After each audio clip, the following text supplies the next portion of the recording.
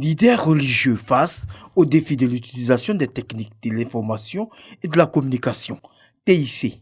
Ce thème était au cœur de la deuxième table ronde initiée par la Direction générale des cultes. Cette rencontre vise à sensibiliser et à outiller les guides religieux à mieux utiliser les TIC. Une information partie d'un guide religieux qui a derrière lui des milliers de fidèles. Et il suffit qu'il dise quelque chose qui est tout de suite pris pour argent comptant et puis ça peut créer un désastre par ces temps, disons, très sensibles. Donc il nous a paru opportun de développer ce thème avec eux aujourd'hui, avoir aussi leur position et leur dire attention, il y a des choses qu'il faut dire, il y a des choses qu'il ne faut pas dire. Les réseaux sociaux sont une nécessité, mais il faut faire attention dans leur utilisation, selon les religieux. Cette terre-là doit aller plus vite. C'est un outil qui pourra absolument nous aider. Mais l'importance, ce n'est pas un lieu où on peut dire ce qu'on veut. Pour ne pas dire que je vais faire valoir ma valeur, faire valoir mon titre. Non, c'est là le message de paix. Car c'est écrit, vaut mieux chercher la paix qu'avoir raison. Nous sommes à une période très sensible. Aujourd'hui, c'est 2020. Il y a des choses qui ne doivent pas se dire, on les dit. Ce n'est pas normal. En islam, il n'y a pas de xénophobie. C'est l'amour du prochain. Toutes les religions enseignent l'amour. Il est important, selon le représentant du ministre de l'Intérieur et de la Sécurité, de les encourager à une meilleure utilisation des réseaux sociaux. Il faut faire en sorte que les leaders religieux aient la retenue au niveau de l'information qu'ils distillent. Parce qu'avec les médias, mais aussi avec la technique de l'information, l'informatique, l'information est très vite partie. Et si nous savons la maîtriser, il y a des choses qu'on ne peut plus rattraper. Les participants de cette deuxième table ronde sont unanimes.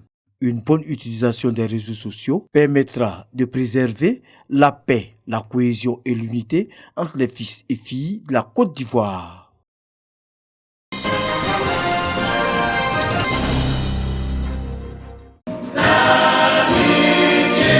C'est par l'hymne de l'Alliance que débute la célébration des 10 années du club Abidjan Pyramide, district 403A2.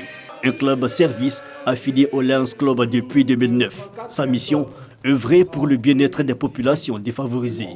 Entre couverts et pas de danse cependant, le temps est propice pour dresser le bilan des activités du club. Donc nous nous sommes engagés contre la faim, notamment dans des écoles bénévoles qui enseignent les enfants des quartiers démunis. Nous avons assisté les orphelins de Bingerville avec un dépistage bucco-dentaire et nous sommes engagés dans un projet avec le ministère de la Santé pour abriter et recueillir les enfants de la rue. Donc nous avons plusieurs actions pour servir notre communauté et cela n'est qu'une partie de ce que nous avons fait pendant 10 ans. Pour la gouverneure du district 403A2, le club Abidjan Pyramide doit maintenir le cap et élaborer des stratégies pour être plus efficace sur le terrain dans les années à venir. Les défis, c'est des défis de croissance au niveau de la santé, de la vue, soit du diabète, soit de la lutte contre la faim, enfin dans les 5 domaines d'intervention de notre association. 10 années d'action de bienfaisance et de bénévolat. Une nouvelle équipe guidera pour la prochaine année la vision. Des bénévoles, une dizaine, ont également été récompensés pour leur engagement en faveur des personnes vulnérables.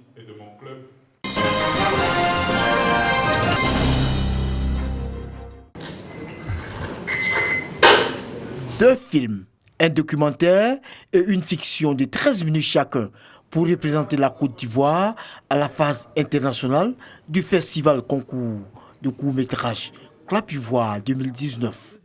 Les résultats nationaux de la 19e édition de Clap Ivoire proclamés par le jury.